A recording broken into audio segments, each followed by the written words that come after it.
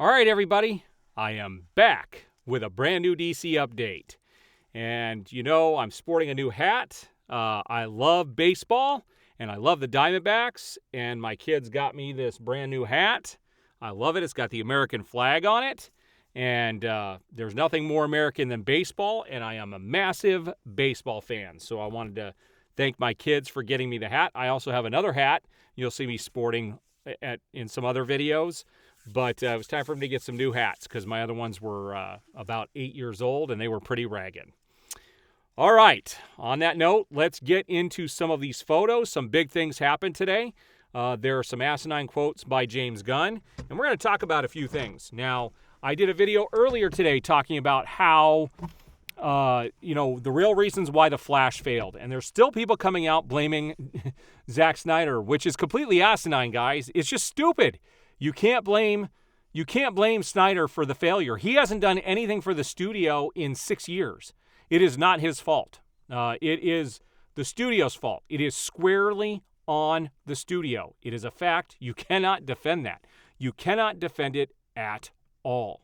I guarantee you, if they announced Man of Steel 2 today, it would be over $1 billion. If they announced the Batman standalone film with Affleck, it would make over $1 billion. I guarantee it. There is no question about it. Those would be huge hits. But I digress. People are going to sit there and sound off, and I just laugh at these comments now. It's freaking hilarious. All right, but let's look at some of the stuff that has gone on over the last couple of days, and some bombshell news came out today. So the first thing I have here is that the Authority will make a debut appearance in James Gunn's Superman Legacy. So I think this has been rumored for a while. I do like the art on this. It is fantastic.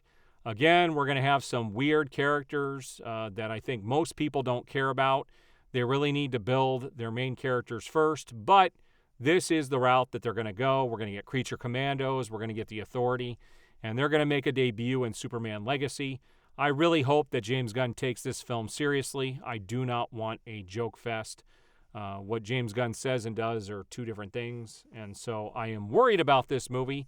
But we shall see when it finally makes its debut, if it ever does.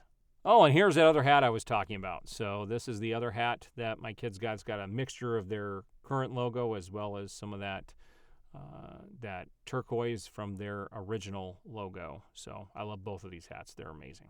Now, I found this to be interesting, and this is what she says. Sasha Calle has confirmed that she's met with DC Studio CEO Peter Safran about her potential DCU future. I hope to continue playing Supergirl. I love her so deeply and feel so connected to her. So they do have a full quote during this article. Now, I don't see how that's going to happen or work because of what happens in the film, and I don't want to spoil anything in this video for people who have not seen it, but I don't see how she could make a return. I just don't see that possible unless Barry goes to a completely different timeline, but we'll see what happens in the future with this. I just don't see how this would work. And if she comes back, then there's no reason they can't bring Cavill back. Now, this is something I had talked about in a previous video. It says The Flash had 3 different endings during production. One, Keaton's Batman and Sasha Calle's Supergirl at the courthouse. The second one was the one that happened when, Black Adam they were getting Henry Cavill back for Black Adam. They also filmed a scene where Calle's Supergirl, Cavill's Superman, Gadot's Wonder Woman, and Keaton's Batman were all at the courthouse at the end of the film. And then we have the one that is currently in theaters, which is ridiculous. And I really hope James Gunn is true to his word that this person in the film is not going to be Batman going forward. Otherwise, it's not going to make sense with what the direction they're going with Superman.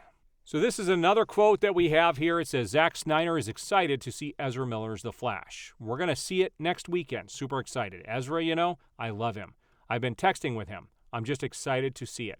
So this confirms again that Zack Snyder has not seen this film like some people try to hype it up to be. They hyped it up that he had seen it, and he had not, and I covered that in previous videos as well.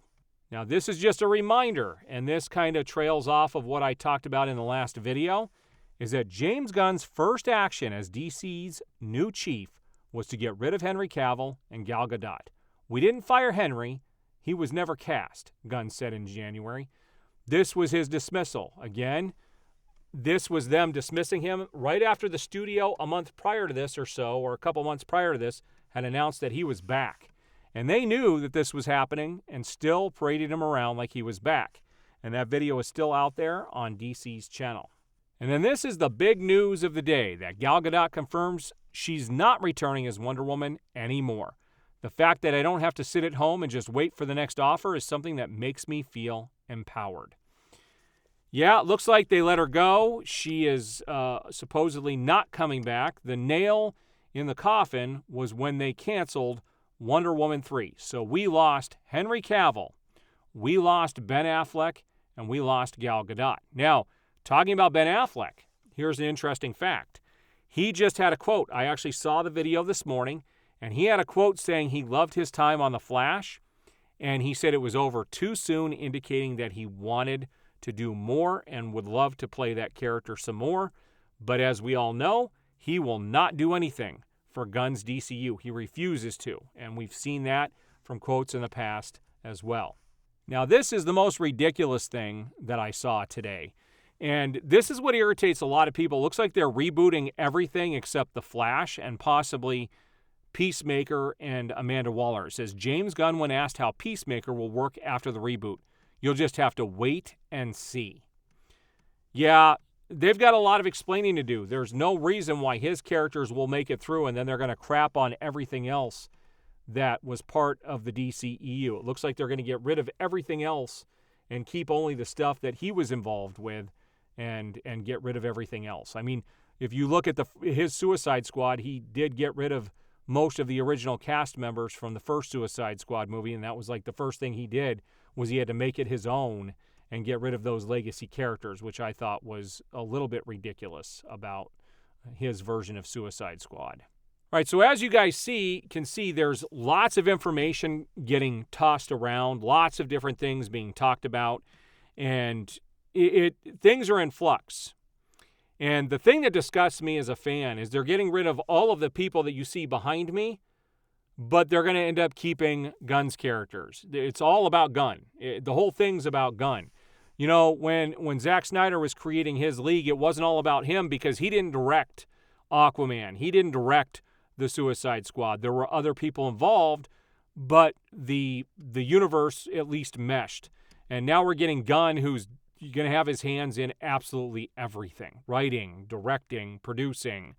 It's turning into the Gunn show. And that's, in my eyes, that's a very sad thing. As a fan, I wanted to see, Batman and Superman together in a true team-up film. And I don't know if I'm ever going to see that in my lifetime. I would love a Batman-Superman team-up film. And what's crazy about that is, I go back to this run of when they reintroduced Supergirl this last go-around in DC Comics. And there is an incredible story. I have the hardbound version of this story where Batman and Superman are looking for kryptonite before they encounter Supergirl. And there's an underwater sequence at the beginning of this comic that I've just dreamed about how this story would play out on film, and it did have Doomsday in it, and it could easily tie into something, with the story that had already been started with Doomsday. But man alive, I really like that comic story a lot, and I would like to see elements of that on film. And I just want to see Batman and Superman really team up for something, and I just do not. I'm going to be like 80 years old before I ever get to see anything like that, if that ever happens, because I'll tell you, Superman Legacy is the most important film. I talked about this yesterday. It is the most important film that Warner Brothers has ever released. And if it doesn't do well, everything's toast from then on. They'll probably take more tax write-offs. I really hope that this company gets sold and somebody who actually cares will pick it up, because I don't think, definitely the current, the former regime didn't care, the executives, and it doesn't seem like these guys care either. It's all about themselves and their egos. So we'll see going forward, and I will give an honest review when Superman Legacy comes out. I'm eager to see some stuff for that. They did have the auditions this weekend, and he did talk about how it was an amazing process, and they did have some amazing auditions, and he's excited to move the process forward. So we'll see if it's truly going to be good or not. I just don't see how they're going to be able to deliver on that, not after everything we've already gotten. All right, we will see you on the next video.